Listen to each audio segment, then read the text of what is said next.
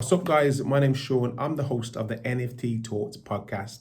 And today we've got a guest that is being requested by quite a few people. It's Krista Kim. She's a digital artist based out in Toronto, and she's responsible for the NFT called Mars House, which is the first digital NFT house that was sold on Superrare for just over $500,000. So it's a moment in history. If you're an artist, if you're interested in how to create NFTs, if you're interested in augmented reality, if you're interested in just to hear about the story and how that whole moment came about, make sure you stay tuned in. So make sure you subscribe, leave your comments below, and share the podcast, and let's help build this community.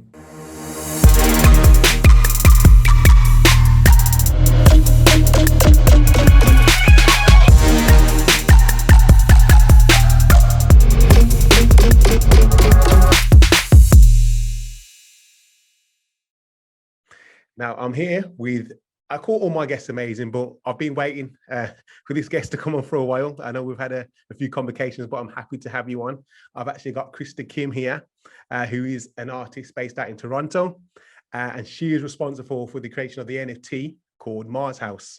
Now, Mars House is the first NFT digital house ever as an NFT. So you're making statements within the NFT space, and I'm just happy to have you on there. So first of all, congratulations, and obviously in the creation. We're going to go into that and talk about what's happened with that. And then just introduce yourself a little bit and just tell everyone a little about yourself. Yeah, so I've been a digital artist since 2013. I used to practice Japanese style abstract expressionism. And I trained in that in Tokyo. I lived in Tokyo for 4 years. And it was there when I had an artistic epiphany when I was at a Zen garden in Kyoto. And I basically learned that what we see in art, the space between the rocks, the garden, the way it's composed, that becomes a mirror of the mind. And so things that we see become a mirror of the mind. And so, in our digital environment, everything is so chaotic. We have, data pollution, we have data surveillance, capitalism. It gets kind of toxic after a while, right? Even though it's fantastic that we have so much information at our fingertips, it can also be kind of inhumane. And so I actually wanted to create art that is like an antidote to the relentless distraction, the relentless, trying to vie for our attention, right? So I want to create digital Zen. Okay. Right. Okay. So yeah, that's I love. In fact, I love that concept. I totally agree with you. I understand that technology is taking us away from connecting to each other in the way we should. Obviously, with the social media and whatnot, we're not going to go off on a tangent away from that, but it needs to be spoke about because technology is rapidly evolving, and we're surrounding ourselves with it, and everything we do is with technology. So we just need to really pay attention and take care of how we use it, because it's how people use it, I would say, is the problem. They abuse it because and how it's designed. I would actually blame the designers. What's the intention of these platforms? Everything is a question of design, right? And if you have a good design that facilitates dialogue and consensus, right, then you're going to have people actually partaking in those behaviors. But if you have a platform that only wants to feed off of your data, and so they use like sensationalist news or algorithms to get you really heated up and emotional about different topics, you know what I mean? So that's the problem. It's the question of design. Okay. I'll agree with you on that. I do believe that it's with intention, design with intention, and your intention is to bring that back, that connect to that food. For my intention is that I want healing, and I want the sublime through digital, right? I want to connect to the human element of who we are as human beings through digital. And that was my study. I did my master's back in 2013, and that was my thesis, light and the sublime, right? How can we have a sublime experience using the digital medium? And that's something I've been on a journey so far ever since then in trying to capture. Okay, so that's led you into, I'm sure you did a lot more with that, but that's led you to the NFT world. When did you first hear about NFTs, and what was your first thought about NFTs? That's always an interesting question to ask a creator. Well, okay, so it's all related to the Mars House. Let's speak in the context of Mars House. So last year, 2020, March, height of the lockdowns, right? Yeah. We're all around the world kind of like, what the hell? We're all locked down. And I'm here in my condo in Toronto, and I'm like, you know what? I am going to build my dream home and escape into a beautiful place. So that's what I did. For 3 months, I worked on this project, hired a freelancer to render it for me. I did all the sketches, all the designs. I integrated my art, like you see behind me. I integrated my art, my digital video installations as the actual architectural structure of the house, because I wanted to build a house that heals. Yeah. Right. I wanted to integrate my art into it. And my art is all about meditativeness and sound frequency healing, getting into an altered state of consciousness. I wanted the house to be sort of like a monument or a temple of that experience, right, through digital. So that's the Mars house. I could actually foresee micro LED ceilings and walls, like entire walls, substrates. Like that technology is so good now, and it's only going to get better. Yeah. And I mean, with the rise of digital art, you're only going to see more and more people like with digital walls, right, in their houses. So it's coming. Yeah. But then, I sat on that project. It was completed last May. And I wanted to go into more of a design expansion, because I've done collaboration with Lanvin, and that sort of inspired me to expand my art into different areas, architecture, design, fashion. Yeah. December rolls around. And, people are talking about the money printing, it's out of, overboard. And I'm like, okay, I've got to look into Bitcoin. What is Bitcoin? Because I need alternatives for my investments, right? Yes. So here I am researching Bitcoin. And then I, of course, research Ethereum, and I learn about the beauty of these decentralized, financial systems. And I was completely hooked. I'm so in, right? I'm a crypto freak. Yeah. And I believe in the crypto revolution. So the whole movement of decentralization fascinated me. And I'm like, the art world needs to be decentralized. The art world needs to have, some kind of a blockchain element built into the system, because I've been screwed over so many times by art agents and galleries. You have no idea, like not getting paid. It's ridiculous. Yeah. So I Googled blockchain art, and NFTs popped up. Okay. And then Superrare popped up. And then I right away applied to Superrare. And then I was whitelisted for February intake. So bam, there I was in the scene. And I was really excited, because I am not crypto punk. Like I am so, I'm Rothko, okay? Like I'm James Turrell. Like I'm that family. I'm not like, so it was nice to like be there and just make a statement of who I am, and create, a new expansion of the NFT art, diaspora, or the scene, right? Yeah. The umbrella. So that was fantastic. And then Mars House. So the idea of Mars House and minting it as a first NFT house in the metaverse came to me after I had a conversation with Rish Lotlikar of Superworld app. Okay, and that's augmented reality side, is it? Yeah. So Superworld app is the world portal into AR. Okay, so they have completely mapped the entire globe and created an interface of augmented reality, so you could upload digital assets anywhere in the world, and you can also buy digital real estate based on the real world. Okay. Right. So people who purchase a virtual plot of land will monetize on that plot of land through all of the, you'll have like gaming there, you'll have like NFT sales, any monetization on that plot of land, the owner gets a percentage of. So it's really great, because you're democratizing the ownership of the world, right? So it's pretty cool. And so I loved it. And Rish told me about this. I was like, wow, my mind was blown. And I saw the next generation of NFTs is 3D digital assets and augmented reality and virtual reality, like XR, right? Yeah. So essentially I thought Mars House, Mars House is a 3D house that you can actually upload into AR. So I'm like, that is an NFT, and that is the future. So that's when I put it up on Superrare. So did you think, okay, what do you, be honest, I mean, okay, then, so moving forward, we know that Mars House sold for a substantial amount of money. So it was just over $500,000, which is amazing. It was a record at the time. At the time, it's gone crazy. It's gone, but even so, it's a large amount of money. I mean, I'm not sure about your background beforehand. Were you selling pieces of art for that amount before? No, that was my first major sale. Ridiculous. So that's groundbreaking. I mean, first of all, I want to know how you felt at the time, that short experience of when that taught me through that experience of when it actually happened, and what did you do? I mean, because you're a human being, I'm Oh, sure.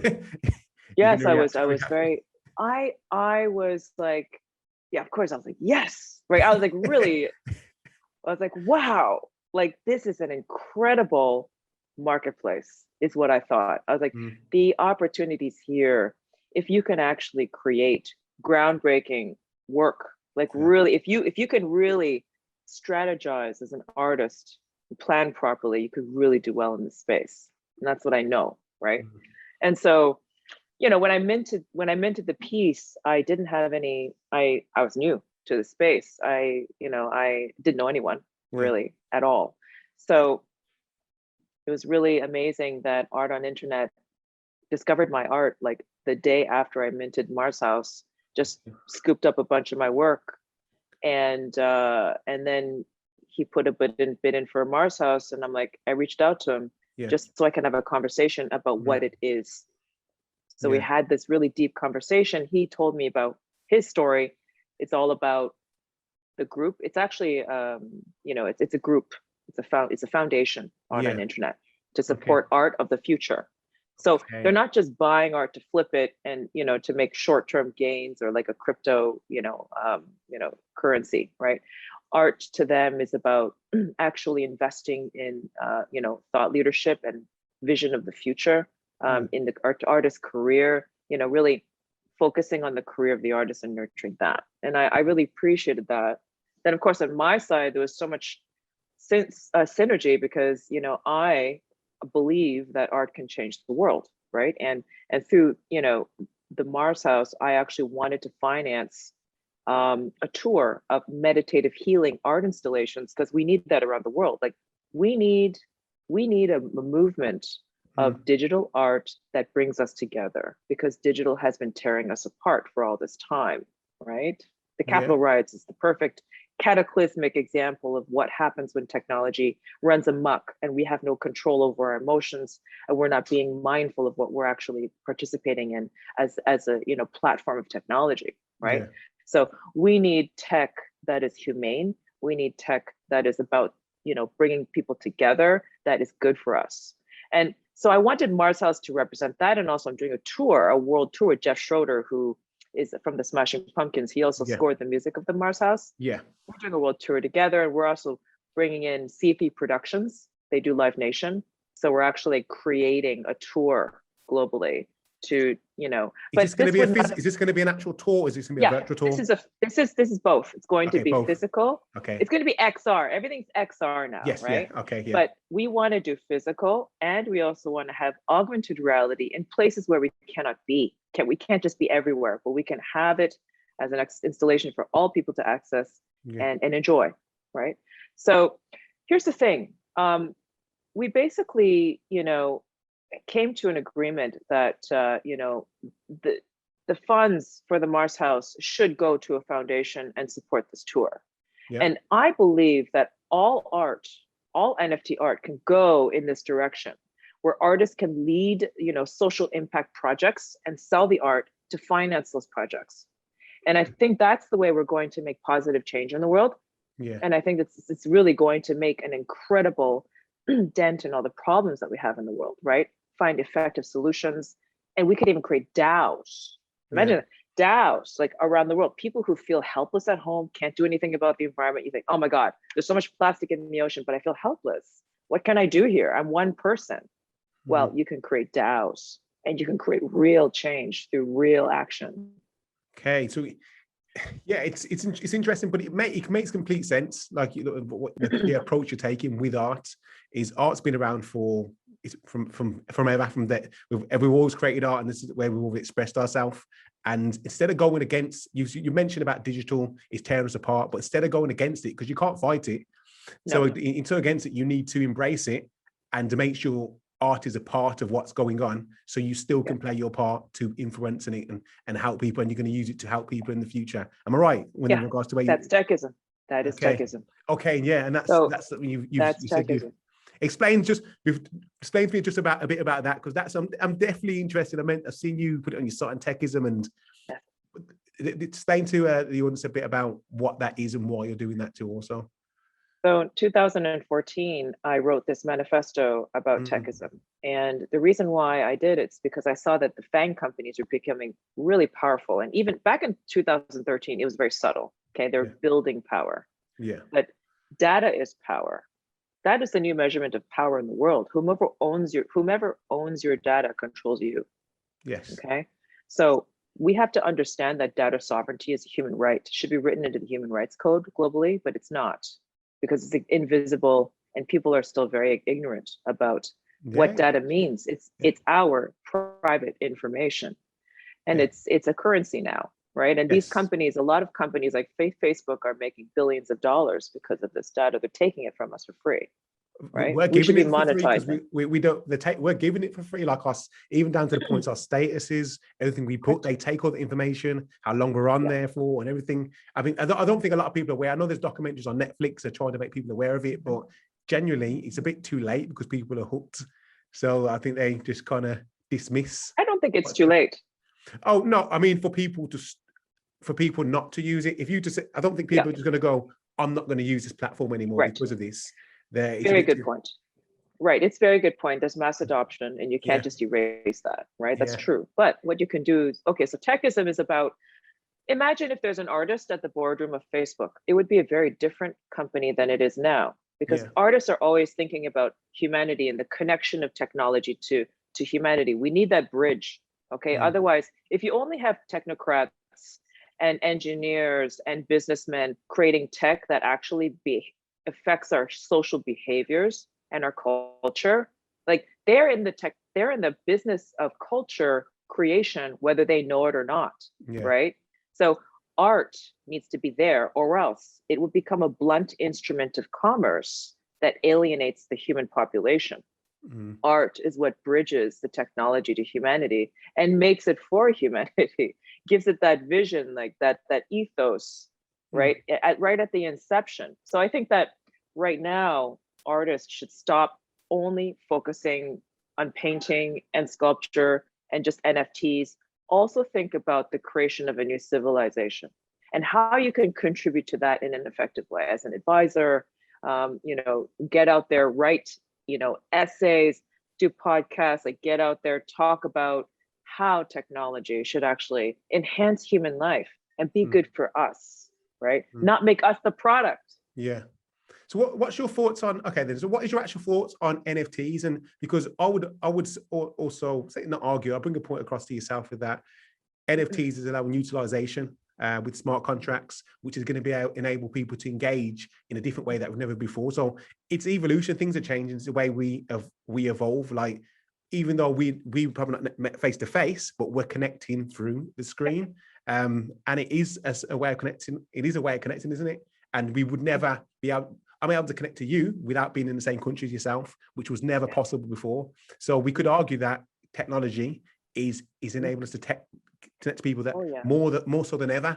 So what about that side of it? I mean, because you just mentioned art, but I feel that, is it just art that's going to help, or is it the way people use the technology? Yeah. You're right. So basically, since 2020, since I discovered decentralization and the power of blockchain, the power of NFTs, I realized that we are now basically going to create an incredible new world, and we have a second chance. We can actually do it right. So decentralization is going to take centralized power out of just one company controlling everything. I think the people can actually have a equity, and actual voting rights for how a company or how an organization operates. And that is true democracy. That is true egalitarianism. It is a capitalist system that is streamlined and trustless based, right? So it's a beautiful trustless based system where you're not relying on people in the middle to operate it, right? We want streamlined systems, and we want to get rid of the fat, the middle layer that can actually become gatekeepers, the intermediaries. So we're disintermediating everything. We're streamlining everything. We're making everything trustless based and automatic, which is beautiful, which is amazing, because look at the banking system. It's a perfect example. We don't need the central banks. We can just make all of these transactions person to person around the globe instantaneously, right? We don't need middlemen. And so that is going to permeate into every industry around the world. And that's going to just take over. But that's beautiful, right? Because it serves us. And the capital that we save can then be reinvested into our communities, because we could start building beautiful communities again. We don't have to focus on putting out fires and fighting each other. We can focus on building and creation. And that's what I'm excited about. NFTs are not only art. NFTs are going into the foundational systems of how we're going to live our lives every day in a trustless-based way, so that we can focus on creating an epic life, right? And so when I think about Superworld, I'm thinking about like 3D digital assets that are programmable, that have AI. Okay. Even metaverse beings. Okay. Like people who actually serve us and help us, advise us, confidants, pets, relationships with digital beings, right? And even that on that level is going to get to a point where we're going to have our metaverse home with our metaverse friends and our real friends. We congregate wheels of AR, where there's interoperability of the same NFTs going into AR, so we can enhance our real life. Wake up in the morning, we have our personal assistant, and everything is like automated. We don't have to like stress about, the stupid details of life. Everything is taken care of. I think that AR is actually going to be really incredible with these 3D digital assets, because you have fashion, you wear these glasses. The AR glasses from Apple are going to come out. Once they do, the world has changed. I feel that, and what I do feel that is NFTs, I thought with technology, different tech comes out and they complement each other. And I feel that NFTs complement AR, virtual reality, and it's gonna open doors for the masses, rather than, because virtual reality, let's face it, VR's been around for years, AR's been around for years, but we've had little drops and specs, and no one's actually using it every day. But I feel that with NFTs, eventually when everyone starts using it, it's going to open the doors for things like this, and then it will be the norm, I guess, because things. And how soon do you think that will be? Oh God, within a few years. Within a few years, not sooner. You're already seeing huge money being invested into metaverse platforms right now. So all the money is going into metaverse right now. Metaverse is the new VC hot thing. Okay. So I would say within a couple of years, you're going to have really incredible platforms in XR, both, the VR platforms. And I mean, Superworld's going to be beyond within 2 years. It's going to be something incredible. So Superworld's exciting because we have a real mission. Very simple. We want to make a better world. We want our AR experience to enhance our real lives and enrich our real lives, right?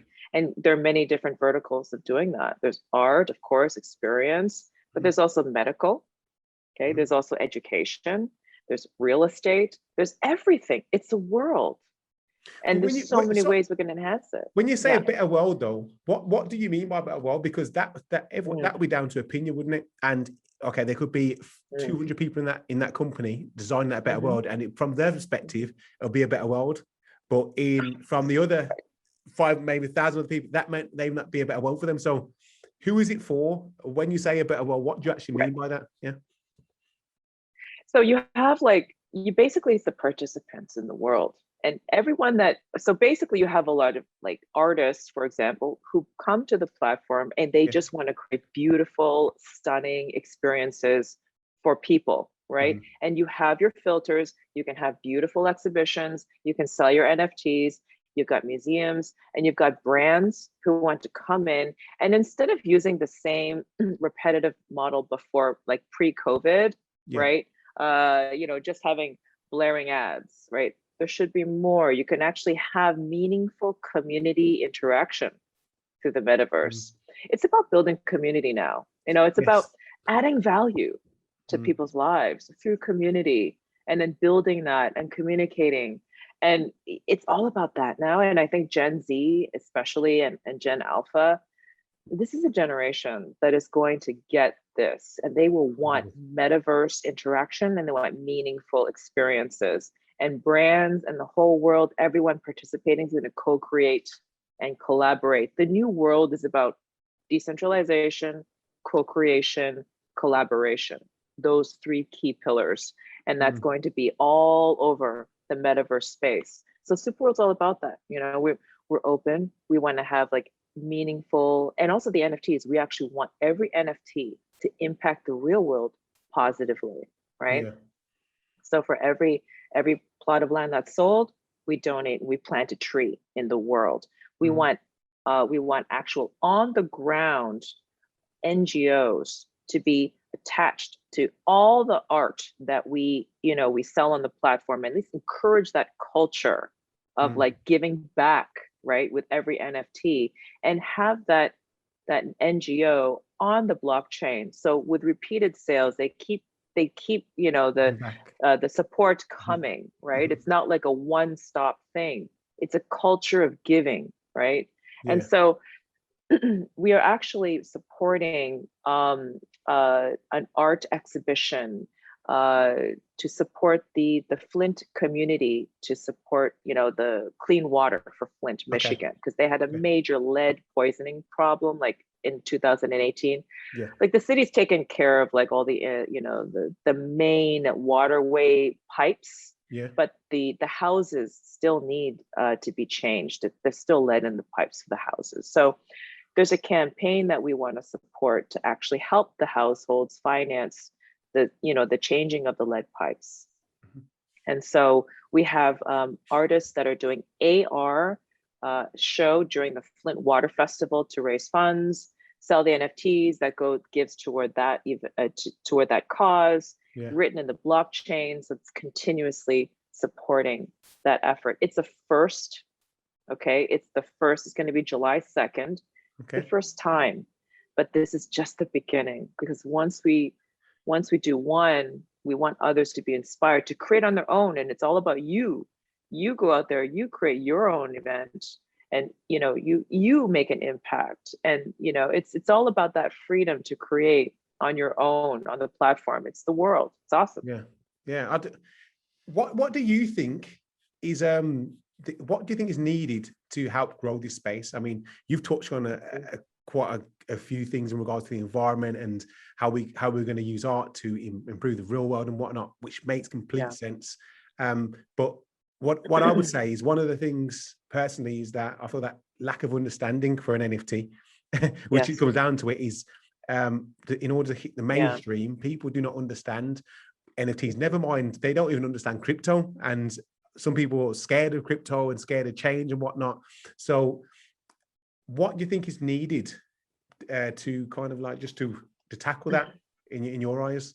What kind of things? Well, we just need to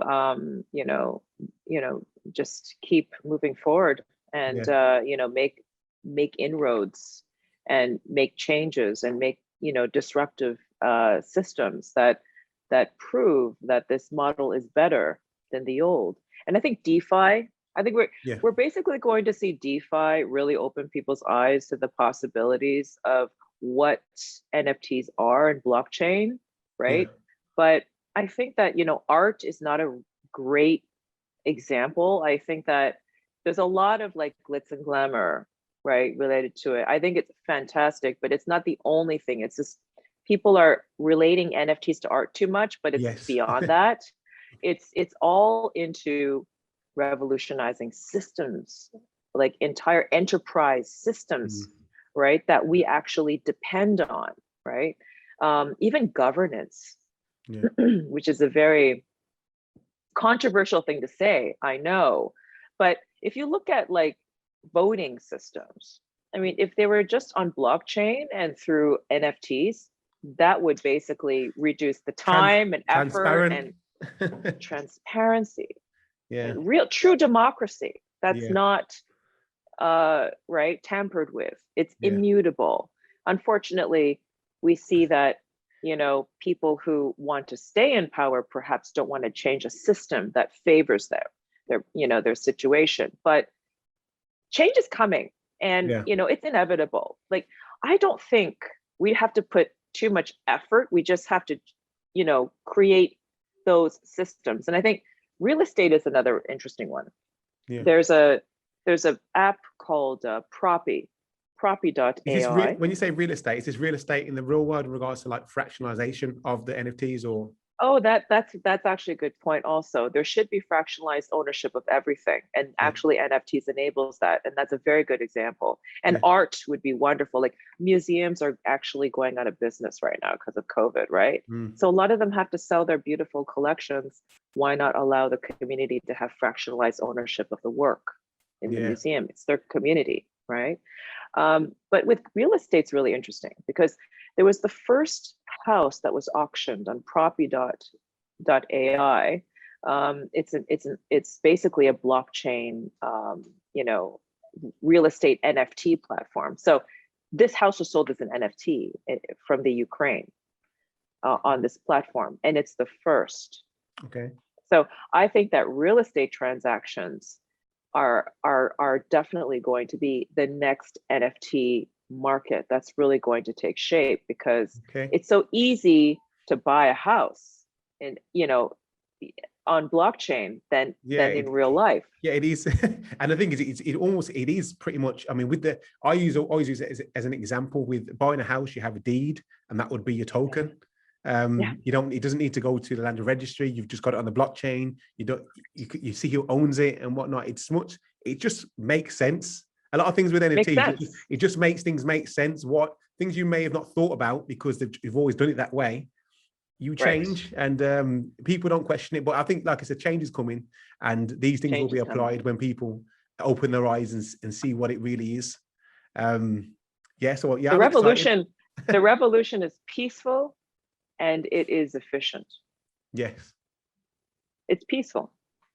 It is. Because it's decentralized. There's no target. You can't attack an enemy that's decentralized, right? Yeah, I think the only thing that people may push back at the moment is the whole NFTs, environment, blockchain. But obviously with proof of stake and whatnot, these things are in the process of being solved. Because you've got to allow time for things to change and grow and to adjust. So I don't think people should point the finger at NFTs for that simple case, because, like I said, proof of stake, things evolve, things get better, and that's what's happening. So I think when that comes along, I think people will obviously warm to the idea and not just be focused on the environment, and giving money back to the environment from the NFTs kind of counteracts that, doesn't it? Yeah.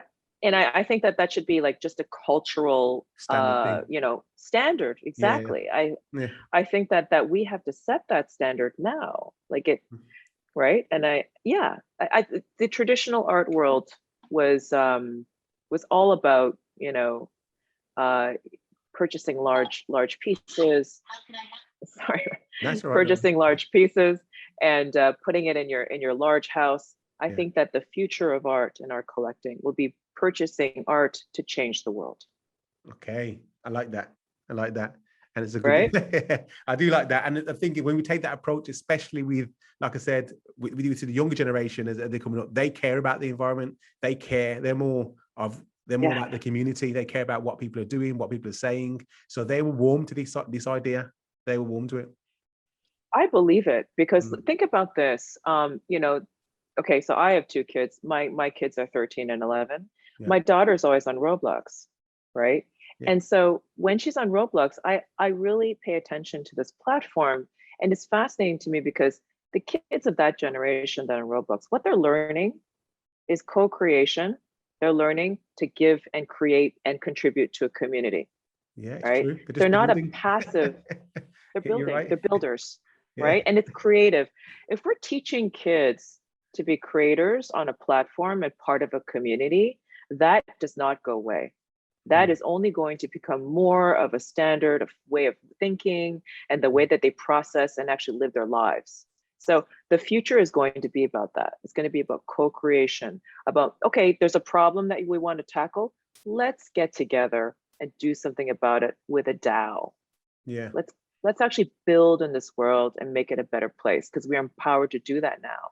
Because there was no other system available for people to actually like be involved in a project and be like at the center of a project, like DAOs allow you to do it.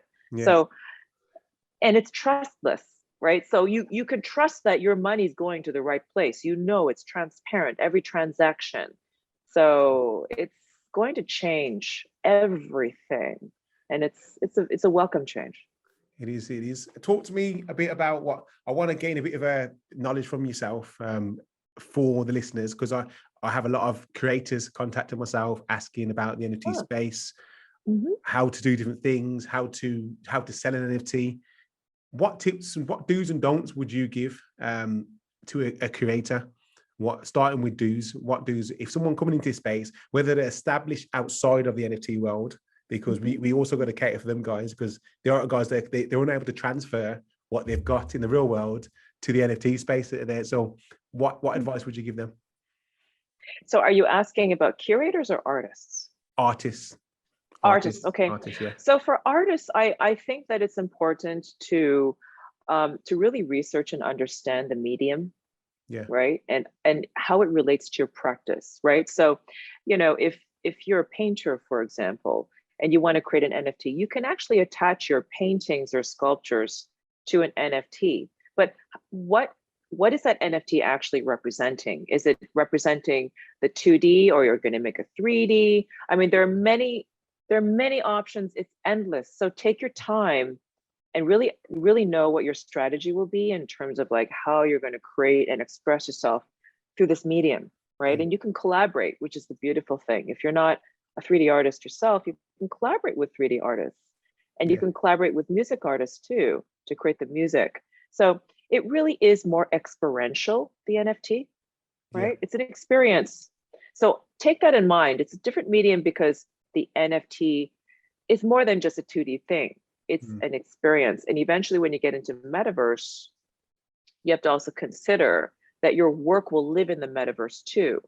So yeah, so just understand how your art will live into the future, and it's going to be, you know, permanent, and it's going to be, you know, sent out into the cosmos forever, right? Would you say that is was that your strategy with Mars House then? Because I noticed that you collaborated with Dirt Robot for the, so you tapped into the Illustrator side of it.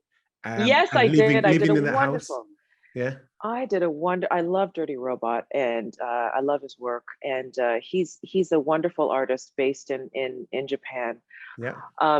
We decided, actually before I launched Mars House, I had the idea of like doing a story around the Mars House. Like, what would it be like to have like this romantic getaway for 3 and 4 nights in the Mars House as a couple? So I love Daft Punk, and you know, I thought, you know what, let's just do a Daft Punk spin on this and plan a weekend with a blowout party at the end. Right? So we had a fun time. It was so much fun creating this story. And a lot of the art in this space, especially on a platform like Super, it's a one-of-one. So you don't have a chance to really tell a story, right? So we kind of wanted to break ground and say, you know what, let's make a 7-part story. From finish to end, like just going through and you know a story. Is it all still in one NFT though? That 7-part story? Yeah. Okay, good. All the 7 parts are one NFT. Yeah. And it's never, you know, this is like weird. Like people are like, you know, I don't know. It's like it's a new thing, but I love the experimentation. I love to just disrupt and experiment, you know, and push the boundaries. Like this is what it's about. That's what we're supposed to do. Yeah. I think it's exactly. It's early. I think this is what people like yourself and even everybody's just supposed to experiment. This is the only way we're going to find out the true use cases, what we can do, what works, what doesn't work. And I think it's like early adopters like yourself. It's important to experiment so you can pass the message on for people down the line, entering the space and say, well, we don't do this, because I think it's important for us to talk about what we shouldn't do also. To protect people, because a lot of people enter the space, and I thought that's happened already to a certain extent. People trying to make a quick buck, entering the space, not selling, and leaving the space with a bitter taste in their mouth. So if you're actually not an artist, and you're just wanting to make a quick buck, it's not going to work. Let's just put it that way. Yeah. You're better off waiting for the space to mature, that where you can create just objects, cool objects. Yeah. Not everything is going to be art. Like right now, it's an early space. The focus is on the art. But when we get into 3D digital assets, you're going to go more into lifestyle objects. Yes. Okay, that people can just have, around them because it makes their hearts sing, right? So that's where maybe people who are not artists can enter and do their thing, but you can't expect people to purchase your work if it has no context, history, or aesthetic quality. Yeah. Which is common sense. Yeah, we say it's common sense, but the thing is, I feel that people look at the pieces of work that are sold for, okay, for example, CryptoPunks. Anyone looking on CryptoPunks from the outside, not understanding the background, where it comes from, what it started, and its involvement with the NFT space, they think, oh, why would anyone buy that for 7 million or 19 million as a package? Why would people do that? But you've got, like I said, you've got to understand, do your research and what it represents, because a lot of these pieces of art are being sold on buying into what it represents. As even yourself, you admitted to, you spoke to the collector, you explained what it was, and looking on the surface of it, you wouldn't get that from that. But when you understand why you created it, and you understand, then it's a bit more meaningful. And I think that's how people buy art, is by connecting. Correct. Isn't it? So you're absolutely right. Yeah. So you're absolutely right. So yeah, I agree. So what's next for you then? How do you top what you've done? I mean, because it may not be on the finance side, but how do you keep pushing it? What is next for you? I love that question. Well, I do have a really awesome project coming up, and we're launching it in July. It's a collaboration, and I'm not going to reveal too much, but like I said, my mission in the world is to create positive change through the NFT, and to heal the world. So there is a project. My next NFT is going to be incredible, and it will involve an architectural element too, much like the Mars House. But I'm also doing my tour, right? So I'm launching my tour in August in Toronto, August 20th to 22nd, in the Fort York Museum. It's actually one of the oldest British forts in Canada. Okay. It is the fort that actually established Toronto, right? And so basically, I'm creating this old colonial, monument, right, of the past, into a healing space for reconciliation into the future, especially with the Indigenous population. Okay. Right. We have a lot of healing to do in Canada from our broken past, right? So basically, I'm going to create a large scale 120 meter long LED wall that's 4 meters high. Yeah. I'm going to create a healing sound and light installation. Jeff will play healing sound frequency music there live. It'll be a mass art meditation. We're inviting the Indigenous community to come and heal. We want a vision for the future that reconciles the past, looks to the future. So that is a world tour. That's Continuum. And I'm going to bring that, in different cities around the world, because every place has their trauma. And I think now is the time to reconcile. Now is the time to move on from the past and heal in a positive way. Yeah, I think it's perfect timing for something like that, especially off the back of the pandemic. Even like, I thought it's just a worldwide, that's something that everyone can relate to, everyone's gone through. Absolutely. I think that people are sick and tired of the injustices of the world. Yeah. And people want to heal. People want to heal. And I think there has to be grand symbolism and unity in these, these efforts to heal collectively, culturally in our landscape. So that's what Continuum is about. And that's my other project. So we're starting in Toronto, and then we're going to build on that tour after the launch. Okay. Well, thank you. I think we should leave it on that point, healing.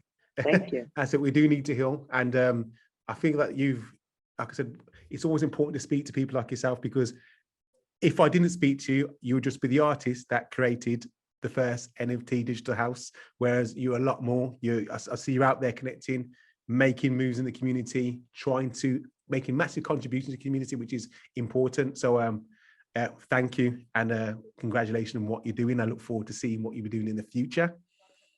Thank you. How can people connect with you? How can people reach out to yourself? What's the best form? I'm on Twitter, Krista_Kim, and on Instagram, Krista.Kim. Google me. I've got my website. Easiest way to connect with me is probably through Twitter.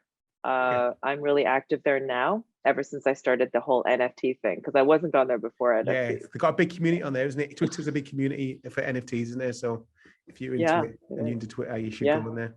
Okay, well, thank you for coming on. Obviously, hopefully we connect more in the future. We'll get you on for another episode, hear about what you've done with your tour, obviously the collaboration that you got coming up. I look forward to that. Definitely going to keep an eye out for that. Yes. So amazing things. Like I said, keep doing what you're doing. And thank you so much. All right then. Well, everyone, stay listening and stay blessed.